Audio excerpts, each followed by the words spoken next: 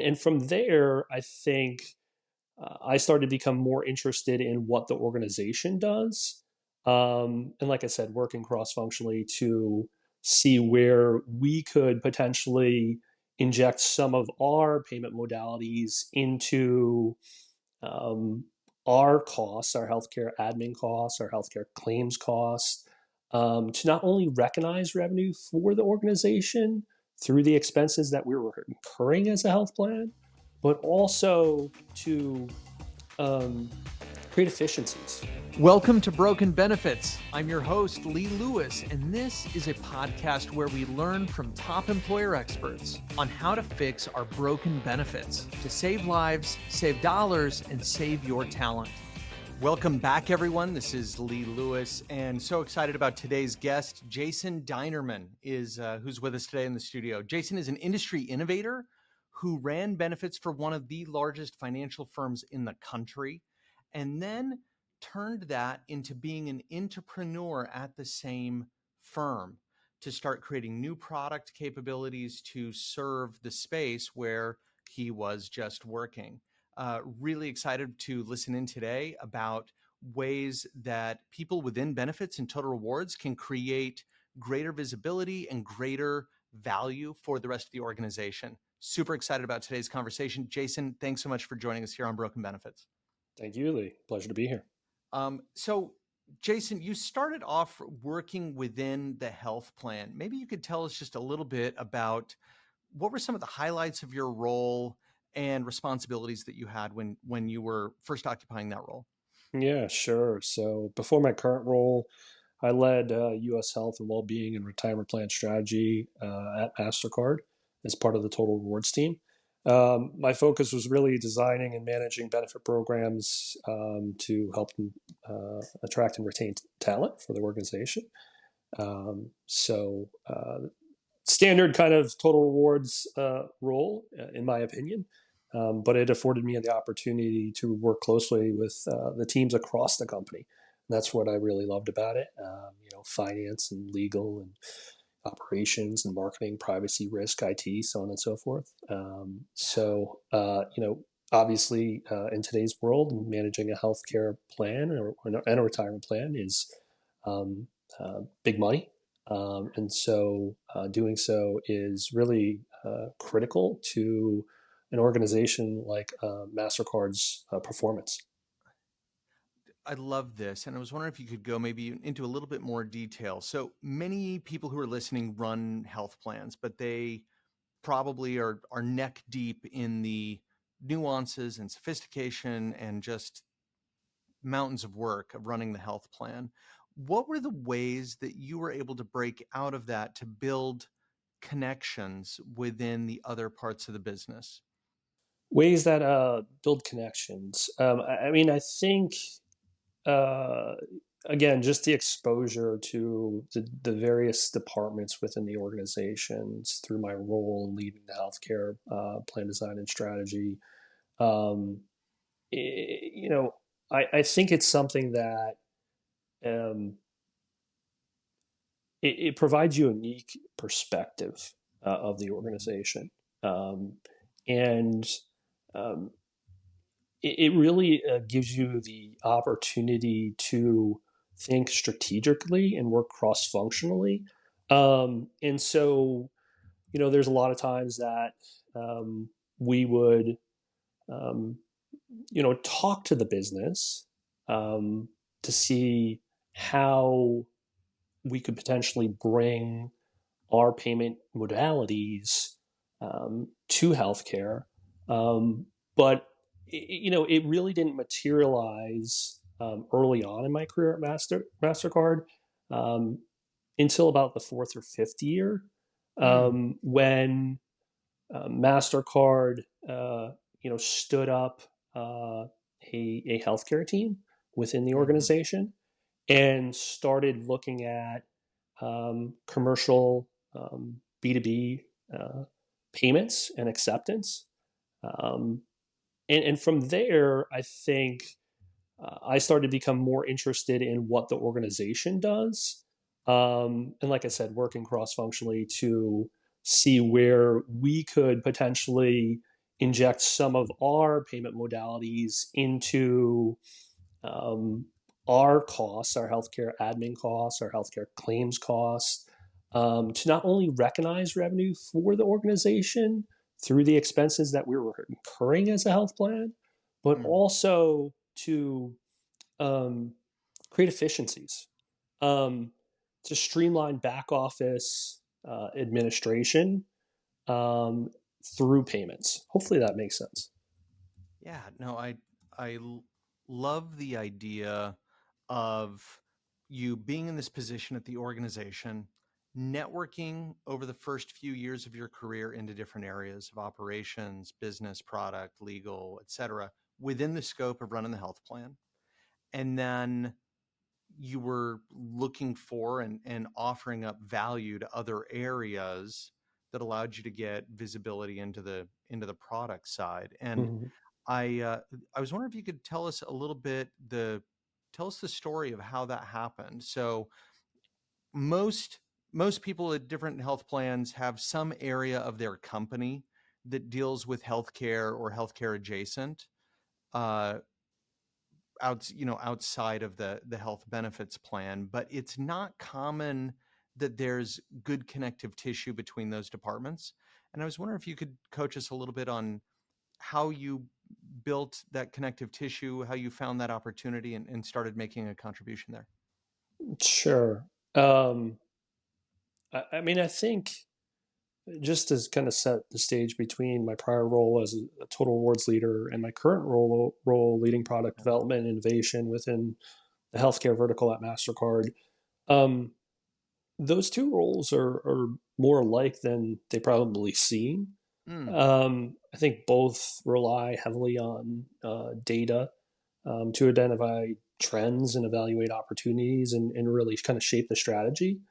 In total rewards, that might mean analyzing healthcare cost drivers and partnering, directly with hospitals to secure preferred pricing in high volume areas where we have large headcount. In product, it could be identifying gaps in the market to expand, B2B acceptance. I think in both cases, the goal is the same in using, insights to create solutions to align broader organizational objectives. So I think the tools are remarkably similar, just implied in a different context. But to digress, it goes back to really my desire to um, apply what I was doing within Total Rewards externally to the business. And I think about, again, 4 or 5 years ago, I was approached by the healthcare team, a member of the team, to work with our TPA to see if there was an opportunity to extend our payment modality is in Medicare. And so that's when I was first introduced to my current team and started thinking about, you know, a role in the healthcare team. Now, it didn't progress or didn't mature until, 2 or 3 years ago.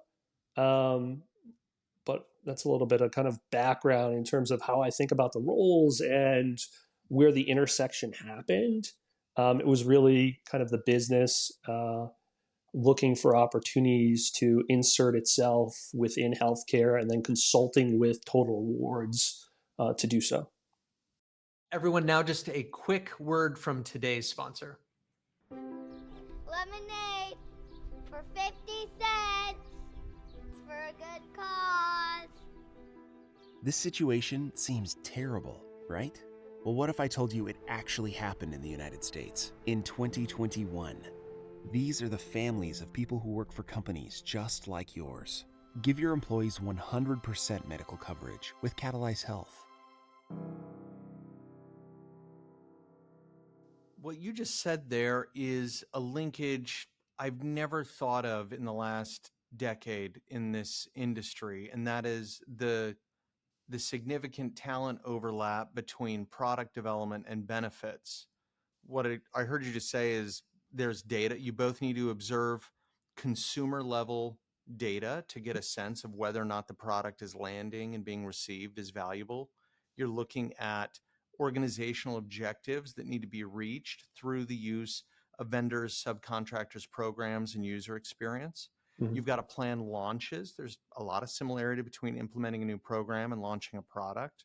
There's communication, that's like marketing a new product. There's user experience Yeah. and looking at how the consumer approaches the program or product.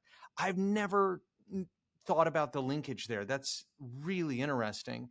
And you almost never see benefits people who have this incredible array of knowledge and talent that is directly applicable to product.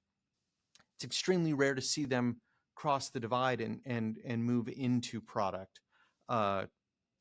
That's really fascinating, and it makes perfect sense. So now that you started working with this side of the organization, what was that like, and how did your role grow there? Um, in all honesty, that opportunity with our TPA didn't go anywhere. Mm-hmm. But the introduction to my current team and into the business stuck with me throughout my remaining tenure with the Total Rewards team. Um, and it kind of put this what if thought in the back of my mind, like, what if I transitioned? What would that look like?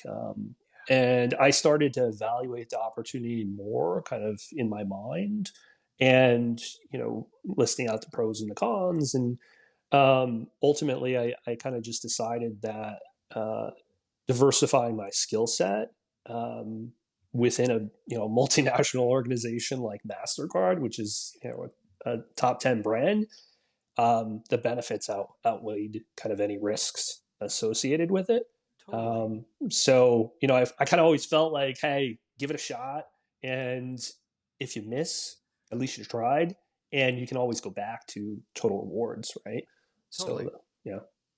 Oh my gosh, I love that. So you had a chance to meet this product team and Mm-hmm. add some value. You built a relationship there and Mm-hmm. did a good job, obviously. And then did you just sort of raise your hand and say, hey, can I help with more? And because it sounds like you maintained that relationship and that connection over a few years before you made the leap. Yeah, I did. And it was that connection that I think really really gave me the opportunity. Yeah. It wasn't, you know, my current manager would tell you, he was looking externally. And so I kind of had to bang down his door and, send him some emails and continue to follow up with him and say, hey, listen, I can really deliver a lot of value for the organization. And I went through the whole vetting process just like anybody else would, like any external candidate, right? There Right. was multiple hiring rounds that I had to go through. And obviously I passed, and one thing led to another, and here I am. But it was the endorsement from my current team member who really, I think, gave me the opportunity. Oh, Um, love that. so yeah. So to answer your question, sticking with it and developing that relationship internally served me very well. And just to be clear, and I think this came out with your answer, this is Mm-hmm. not a normal thing. If somebody's listening to this and maybe they're working at a manufacturing company or something like that, that of course has part of their work in healthcare, and they're thinking, oh, well, Jason's company's different, MasterCard was different. They probably have people switching between these roles all the time. This was not a normal thing at your company, just like it's definitely not the norm across the industry, right? Yeah. Okay, that's terrific, and I love the principles there of staying in touch, adding value. You were looking out for when an opening came up, and then had the idea to pounce on that and to be able to really put your hat in the ring and be able to fight for it. And I love that as a principle, just generally for building career. So now you're in this role.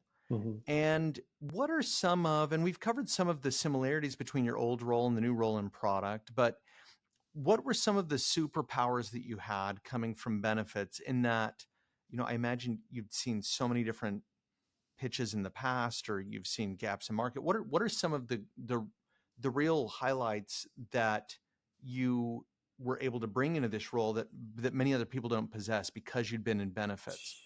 Yeah. I think it goes back to what I said about, working cross-functionally within the organization, and Total Rewards affording me that opportunity. It gave me a unique perspective and unique insight.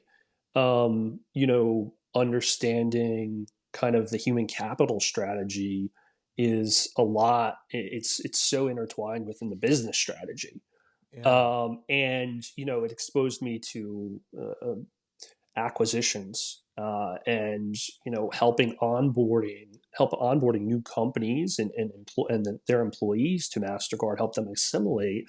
You have to learn about those organizations, and you have to understand, why is Mastercard acquiring this organization, right? Mm. And that leads into the business goals and objectives and the strategy. And so that understanding really helped me quite a bit. I think, you have to commit yourself, right? Just like anything else, whether it's in business or your personal life.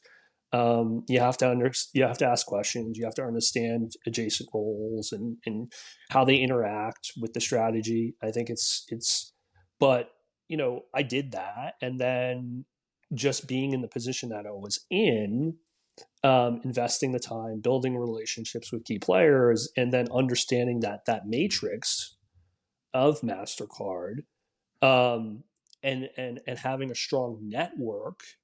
It made the transition. I wouldn't say easy, because there was a very steep learning curve to understand our products and services. But I think, set me up for success, is what I would say. What Um, were some of the key principles or lessons that you brought in and were able to teach your colleagues within product about the customer, the employer customer that works in benefits, and also about the way consumers interact with healthcare? Because I imagine you have more experience with that than anybody else in the organization coming out of benefits. yeah. I think managing health plans gave me firsthand insight into what clients and end users truly, need, want, value. Uh, in designing benefits, negotiating vendor contracts, hearing directly from employees about their experiences. I think it's kind of like user acceptance testing, Right. from a product standpoint, on a daily basis, right? And so that perspective has been, I think, invaluable in product, and in sales of our products. It trained me to approach, really every solution through the lens of the customer experience, and help me build products that are, not only viable but meaningful to the people they serve. Oh, I love that. What were some of the, I guess, some of the early projects where you were able to begin working this area, and if the details of those projects aren't available, but some of the early type of work that you were able to do? Yeah, so I think, um, my most pivotal or largest opportunity in my transition, was leading the product strategy for medical tourism initiative. And Hmm. this is public information, but Sure. a little while ago, we partnered with the Medical Tourism Association, on a 7-year partnership that takes us through the end of this decade. And I really kind of helped design, and I led that implementation. And it's a unique opportunity to, I think, reimagine healthcare globally, like borderless care. Um, and so connecting payers, providers, and patients to high quality care, not only here in the U.S. but in all regions of the world. That's been my largest, most complex project to date. Wow. Truly global in scope, working with acquirers, working with financial institutions, Wow. collaborating across at least 10 different Mastercard functions. It gave me a platform to operate like a product leader, really shaping that strategy, and driving a solution to market at scale. I love that. What are some of the things that we could learn from the healthcare in these other countries that could help us get better results with our own health plans, if anything? Yeah, I mean, I think each country is unique, right?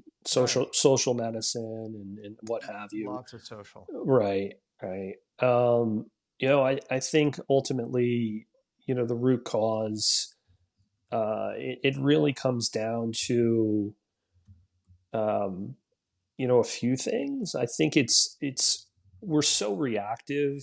Healthcare is so reactive. It's less proactive. We preach prevention, but not a lot of not too many people do it. Right. Even though kind of in the U.S. and elsewhere, it's a free benefit or intended to Right. be a free benefit.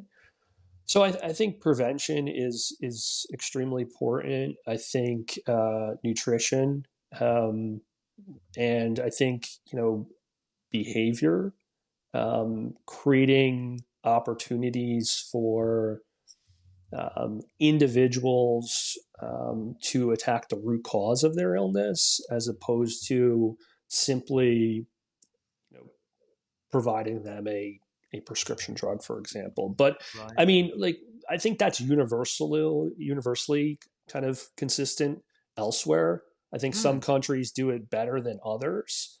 I think in the U.S. we do a poor job. I think we're too reactive to issues.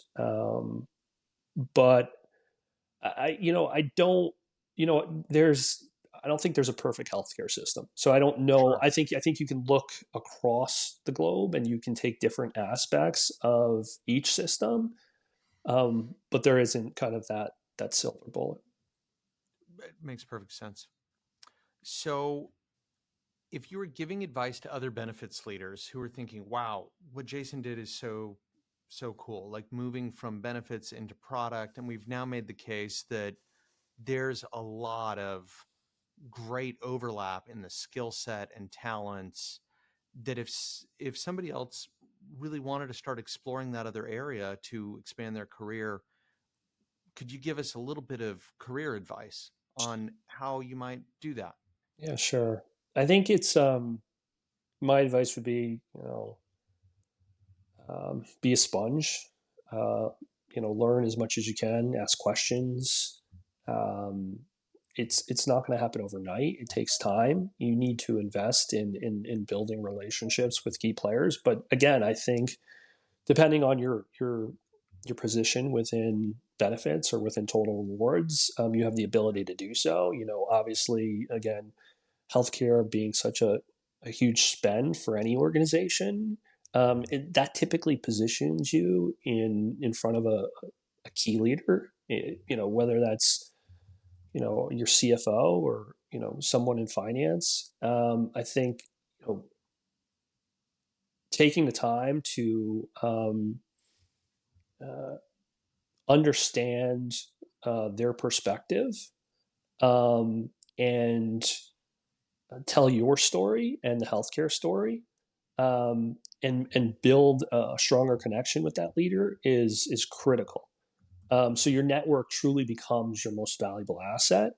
And like I said, that takes time to develop. But start to understand who the leaders are within those different functions, and understand how you can help them, and then start to cultivate that relationship, and then learn about, in your spare time, what the business is doing from a product, from a services standpoint, and then you'll start to kind of those different focal points will start to converge, and that will ultimately, I think, set you up to make a transition like I have.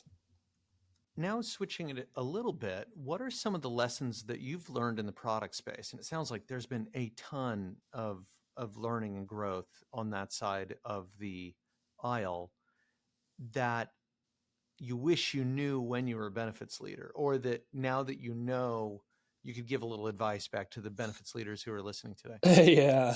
Yeah.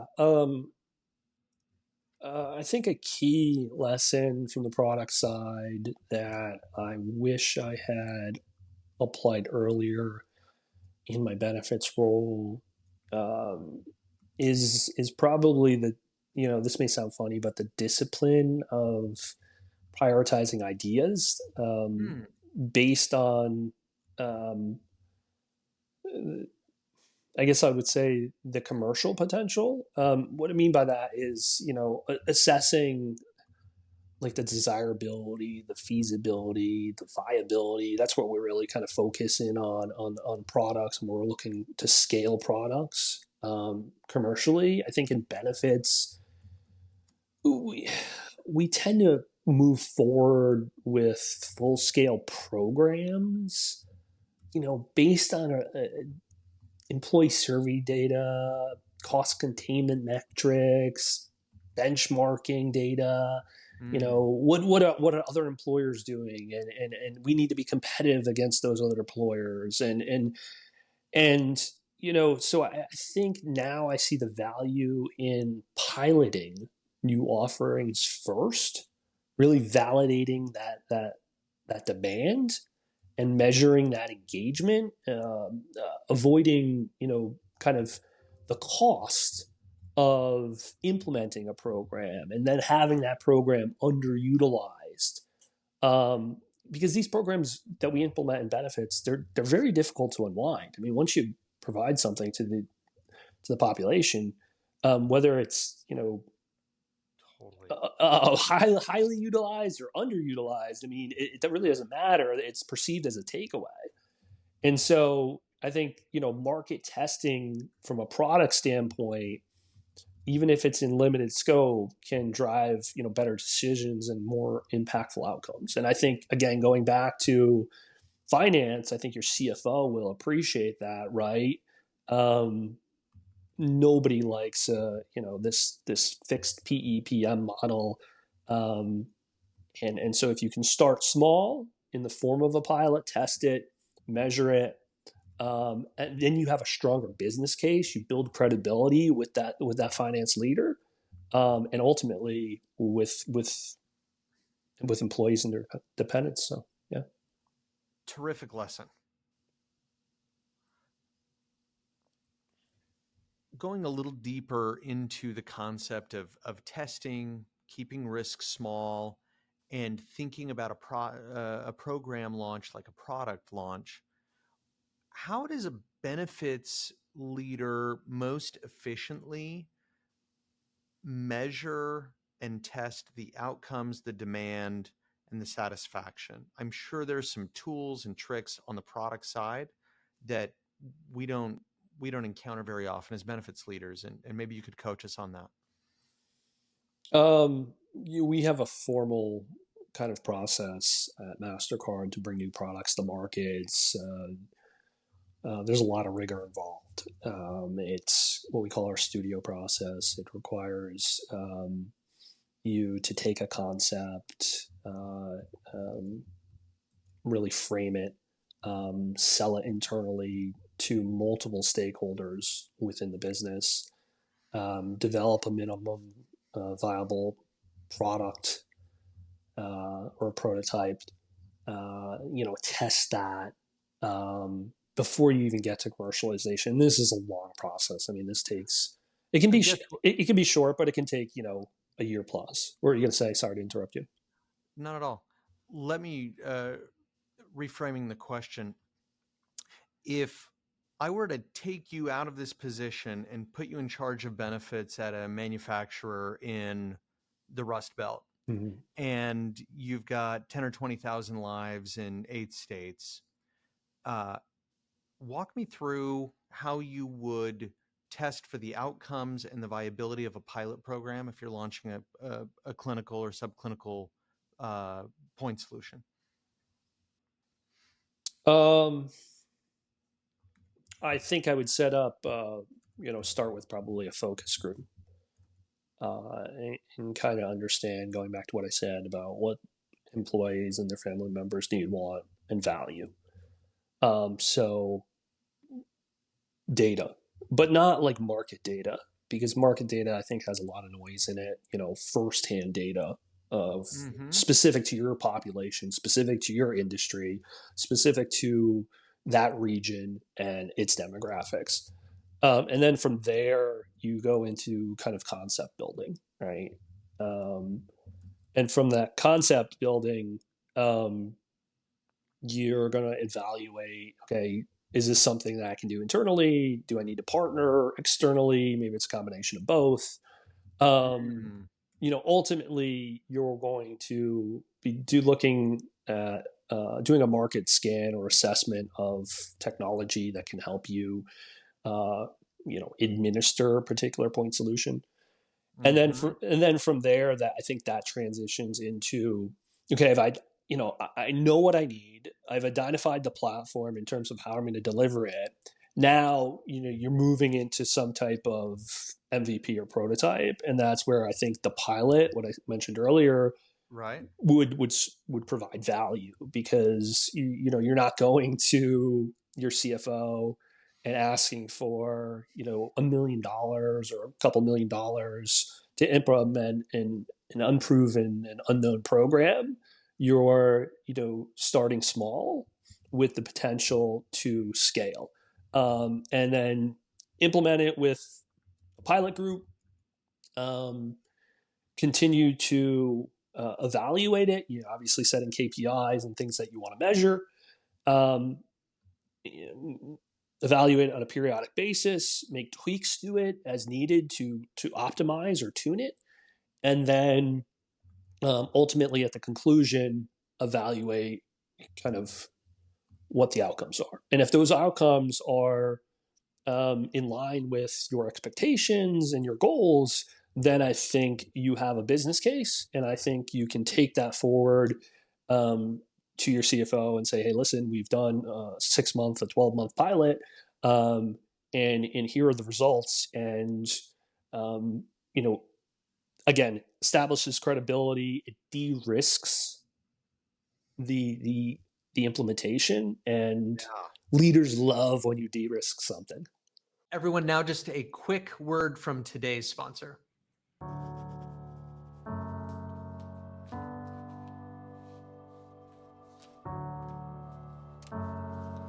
Hey, Dad, have you seen my PlayStation? People who work for companies just like yours are desperate for any way to pay their medical debt. Support your employees by giving them 100% medical coverage with Catalyze Health. Yeah, this is terrific. Something you didn't say there that I also love is you said we start firsthand. Don't look at market data. Look at your specific people. Talk to your people. Run a focus group or survey and learn what it is that they want as the driver of innovation and action. Notably, you didn't say, look at what other companies are doing. Look at who sponsored the best dinner at conference board. Look at what you heard about in one area or another, but it started internally, and I love that. One question I didn't ask, but I should have. We were talking earlier about how your network inside the organization was critical to having the ability to volunteer your services, to show your value, and ultimately to learn about new roles that might be opening up that would be non-traditional for someone in benefits. But once you made the move, I'm curious about how and if your external network was also helpful to you, because you knew a bunch of other directors and VPs of benefits at lots of other companies. Was that network helpful? And if so, how?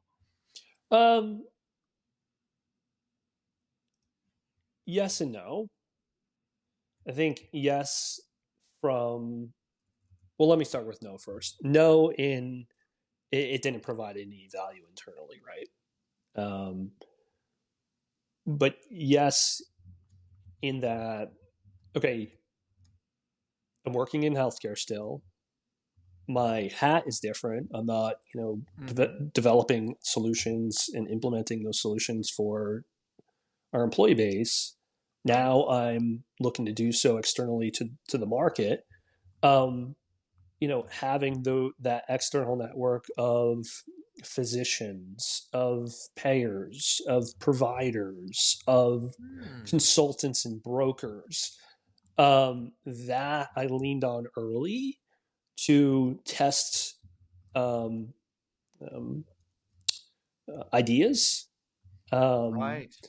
and because these individuals, they live and breathe it. They're on the front lines, and so I was gaining kind of feedback from them uh, in terms of what market trends they were seeing, where employers were moving, where payers and providers were going. So very much like kind of like the focus group, they were Totally. exactly my focus group, and then also using them as channel distribution partners to help Certainly. recognize revenue.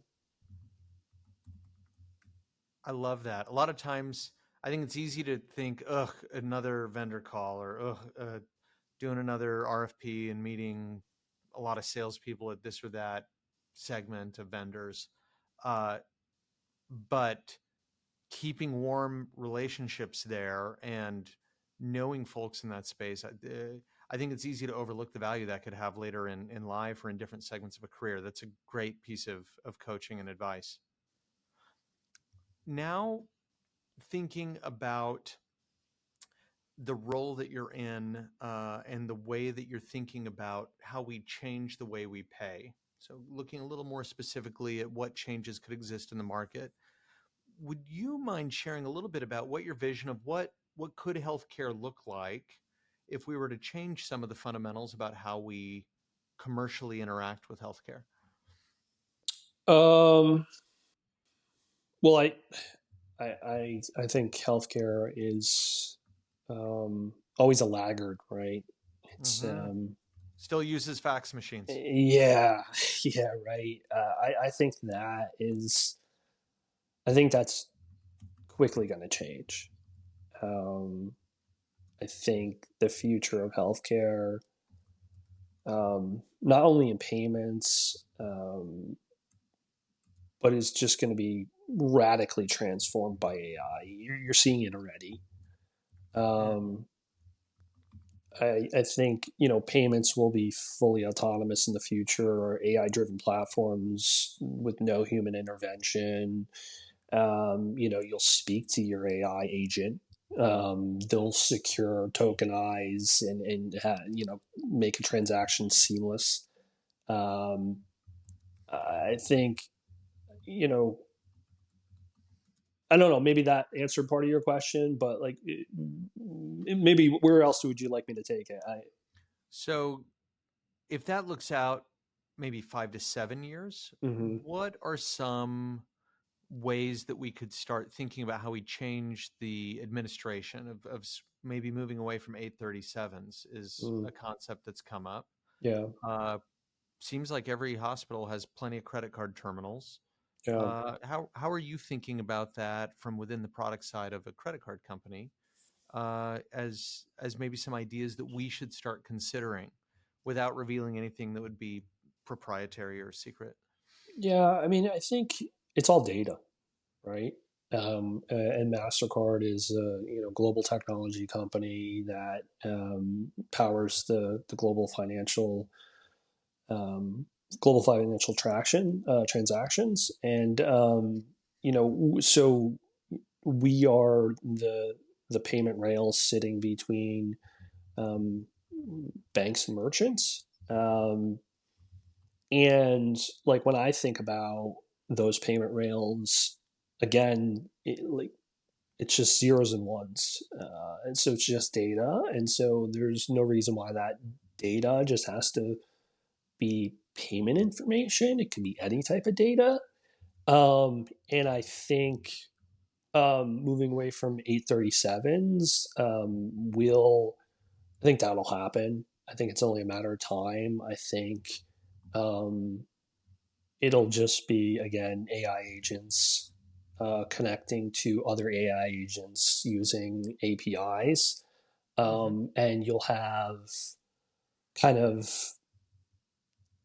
individual consumer profiles uh, pre-configured with your preferences in terms of how to interact with the different stakeholders within the healthcare ecosystem, how to pay. Um, I think it'll be, fully autonomous. Yeah. Everything from eligibility verification to provider payments will be completely transformed. And I think it's a complete shift from today's administrative heavy systems to a frictionless, intelligent ecosystem. That's great. And what is the first healthcare and benefits problem that you're going to solve for us in your current role? What should we be looking out for in the next year and a half that would be awesome if I'm sitting as a benefits manager right now? Difficult to say. There's a number of projects in flight. Some more mature than others. I think I could go back to medical tourism and borderless care. I think, we will be bringing forward and opening up healthcare globally. Um, you will not have, it will not be confined to your in-network um, set of providers, right? And so that will change the healthcare plan value proposition. I think we have point solution fatigue. I think, you know, there has been over the last decade or so, everybody's just been adding point solutions to their benefits offering, stacking them like a string of pearls. And that has created tremendous complexity, administrative complexity in managing different technologies and platforms and user files and interfaces. I think it's driven up cost. And I think everybody has been so focused in on rounding out their offering for a very small percentage of the population that it's just become this kind of unwieldy beast to manage. And so we've partnered with a few companies. Mastercard has a Start Path program. So we're kind of like this incubator for technology companies, and we've partnered with a few companies. I think Fajoya is a name, and this is public information as well. We have a partnership with a company called Fajoya, and they're an aggregator of point solutions. So it consolidates the hundreds and hundreds of point solutions out there into a single interface, much like a Spotify or an Apple Music, and it uses AI to match users to services tailored to meet their needs. And then it's employer funded, and it's powered by Mastercard's payment capabilities, and it operates on a pay for what you use model. So I mentioned the PEPM model before. You only pay for what you use. So if your employees aren't using it, you don't incur a cost. So it eliminates the administrative burden. It solves for the underutilization of point solution programs, and it improves access and customization. So I think there's things like that. That's another example. Hopefully that helps. That's great.